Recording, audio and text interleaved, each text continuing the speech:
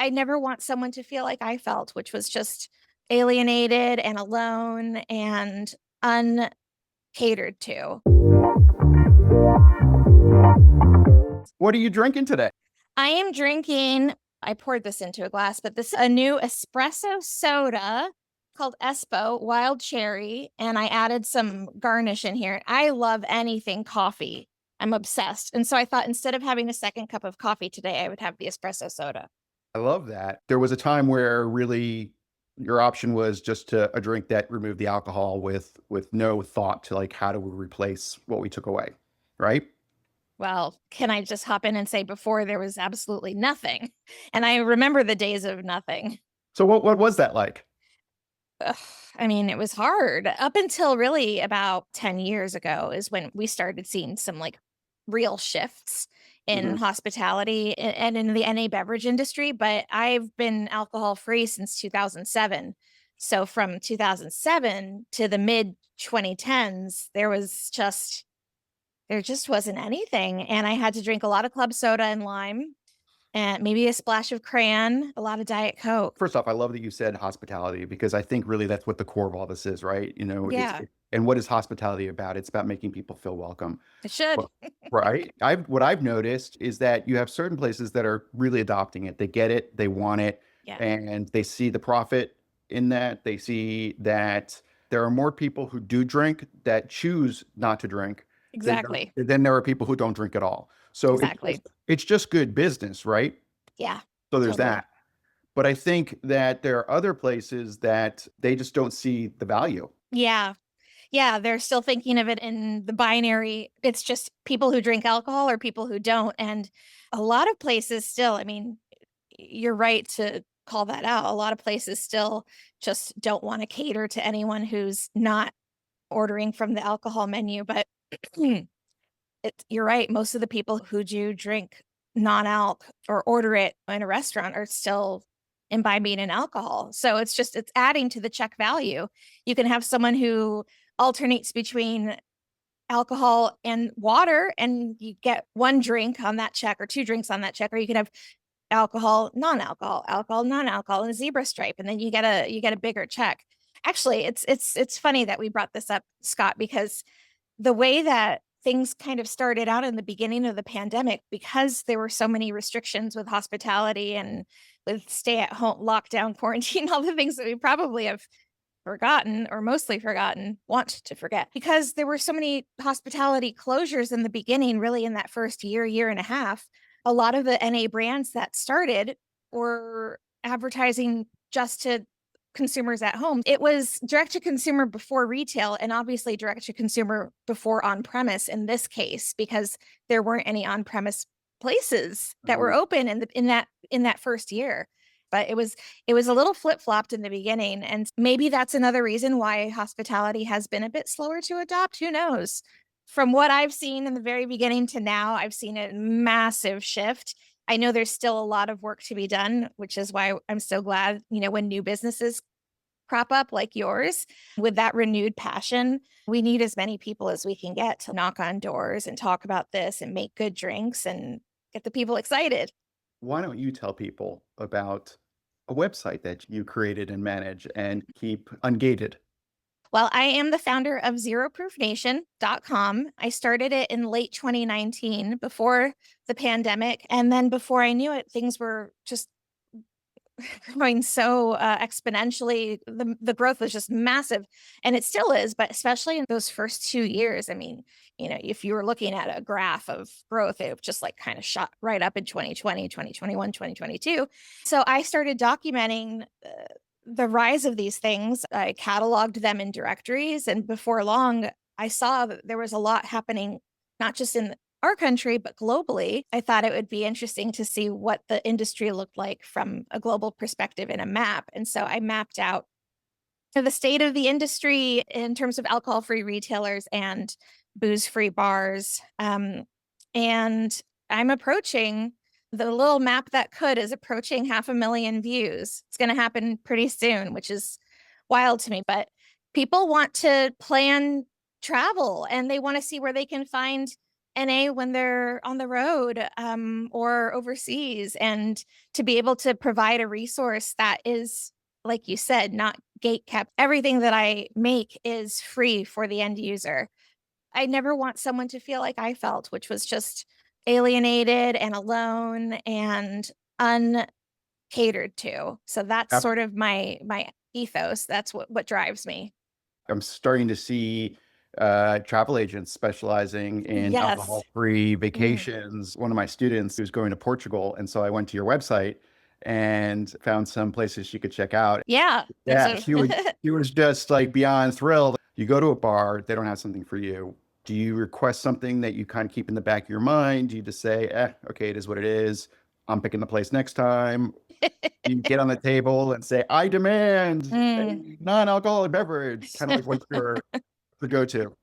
I've talked to a lot of food and beverage directors and managers over the years, and sometimes I just want to be a guest that doesn't have to advocate, which in some ways doesn't benefit the greater us, because if I don't advocate, then that person won't have it on their radar and they won't know to include things next time. But there are a couple of tricks of the trade that I've learned. I usually carry a small bottle about this size of all the bitter alcohol-free bitters, and if I order a club soda or a tonic water, I can just put some drops in and have an instant cocktail. And I love bitters. I was not really familiar with them before my NA beverage journey. When they came on the scene, I was so excited to zhuzh up like everything. I use it in beer and wine and cocktails, and then just like club soda. But I am happy to see that most places have at least like one athletic brewing or even Heineken Zero. Yeah. And in absence of everything else, sometimes I'll just order that. And it's a step up from what it used to be. But there's still so much room for growth. We still have work to do. Yes. When they have one thing on the menu, I call that Beverage Charity. We thought about you, but like this Sort month, of ish. Yeah. I feel like Oliver Twist. Like, please, can I have some more? Yeah. Like I want more choices, but you got to start Yeah. somewhere. So let's pivot that. Then let's talk about what it looks like when a venue gets it. Like, what's that experience like? I mean, it's just the smile is truly from ear to ear because you just feel catered to. You feel like these people understand what it's like to be a guest that doesn't drink alcohol or wants to drink less or just wants to drink differently, and it feels really validating to know that people thought about it enough to put something together like a menu, whether it's a few cocktails, a beer, a wine, whatever. I'm seeing more and more of that, but there's still so much room for growth. As a matter of fact, I went to a restaurant a few weeks ago, and I noticed there were no NA options on the menu at all. And I asked, I was like, well, what do you have that's NA? Oh, we can make something.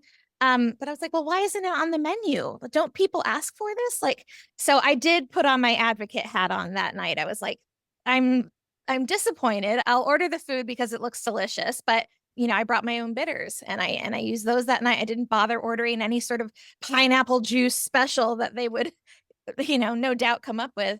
So when there is a place that gets it and caters to everyone, which is the definition of hospitality should be Right. inclusivity. Yeah. It just feels really, really good. And I'll spend more money because there's more to be had than club soda and lime. I think again, back at looking at queer spaces, the bars are community places, third places are such a big part of the Mm. LGBTQ experience. These spaces are part of our community. What do you think the message is to these businesses about why it's good business, not just why it's not just a nice thing to do, but it's a Hmm. smart thing to do? Oh man, it's like hardball here. You ask the good questions. It's just like you said before, Scott, it's good business to have multiple options. Most people who order NA when they're out and about on premise are also ordering drinks with alcohol, and most Mhm. people who are buying NA at retailers also buy alcohol in the same, sometimes in the same market basket. Right. Um, So I think it just makes sense for places to have options for everyone. And while I'm not a prohibitionist, I think the world could do with drinking a little less alcohol, which it is doing. It seems to be doing. So it just makes sense to have additional options. But I mean, if you're looking at it from a business perspective, it's more money for people. Yeah. You'll get a larger check average if you have non-alc on the menu. And if you don't, then you're excluding some folks, and that's not what hospitality is about. 100%. I mean, I always tell people, what's the 20% gratuity on a glass of water? It's Yeah, nothing. exactly. Where do you realistically see this NA movement going in, say, 5 years? Not what you hope is going to happen, like what you think is going to happen. Based on what is happening currently and the conversations that are buzzing about, I think we're going to see more NA in the wider hospitality world, not just bars and restaurants, but hotels. There's just there's just so much potential there. We're starting to see like some cruise lines are creating their own like zero proof packages.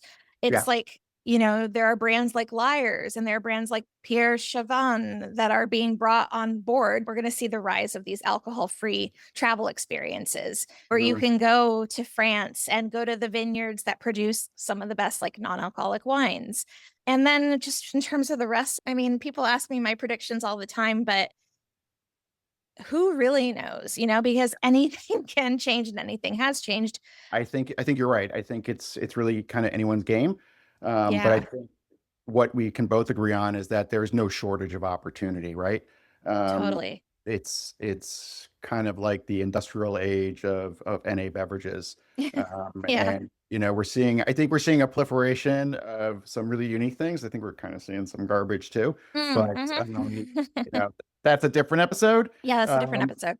Have you heard of Disco Fizz? I just reached Okay. out to him. He created these beverages specifically for queer spaces because as we know, queer spaces don't have enough NA, at least from what I've been. uh, I'm going to be totally honest, everyone. I feel a bit like an imposter, but I've never actually been to an LGBTQ bar. I am the B in the acronym, and I am much prouder of that than I used to be. And that's Yeah. that's on me. That's on no one else. I'm kind of a late bloomer here, but I gladly accepted this invitation so that I could help shatter any other stigmas that still exist. And to show that LGBTQ can be anyone. I mean, it is anyone. It's not Right. just a certain quote type of person. It's all of us. I have to give it up to my like NA and sobriety bestie, Tawny Laura. She's taught me so much about pride for one's bi identity and journey, and how we can still be advocates for the LGBTQIA space, even if we're in heteronormative or hetero presenting relationships too. So I just want to say that I am a booze free bi babe, I love and that. I'm leaning more into that as an identity. Um, but I have to be honest with you, like I said, I've never been to a gay bar before. That is all right. When you come to Austin, I will be Yes, happy to take take me, please. you. I will definitely drink to you being proud and bi and booze free. Thank And, you. I'm not the ambassador to the entire community, but I certainly welcome you with open arms. Thank And, you. we need that. We need people to recognize that there's not one way to be something, right? And that doesn't matter whether it's talking about alcohol or talking about um, sexuality, about how you represent your gender, whatever, Yeah, 100%. and also like life's more interesting when there are unique people coming into your lives or unique drinks coming into your lives. So we're going to go to ZPN Nation to find out where to go. Also, I'm going to put a link below to your Substack. Please. Yeah, And I can you love just it. give me like a quick blurb on what you're talking about on Substack so the audience knows? Yeah, so it depends on the day, but I usually have some pretty fun reviews of drinks to read. And I often look at things from that travel lens and geographical lens. So sometimes I'll do like a bottle shop roundup in the East Coast or going to Europe or whatever. It's just a fun place to be. So I welcome all subscribers, free and otherwise. Free and otherwise. I'm a paid subscriber. Thank you, Scott. That's one of the things that as an LGBT community that we have a lot of power is our queer dollars, you know? Yeah, And so we got to think about where we're shopping. And so, yeah, if you can choose independent bottle shop, choose that. You know, exactly. if you can choose to get your news about something you care about from someone in the industry like Laura, choose that.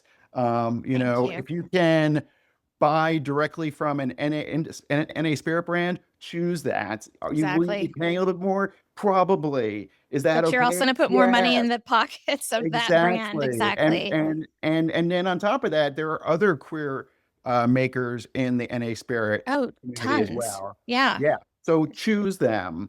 But thank you so much for being on the show. Thank you for being a friend in the industry. Thank you for not gatekeeping your information and making it accessible. And thank you for being you. Aw, thank you.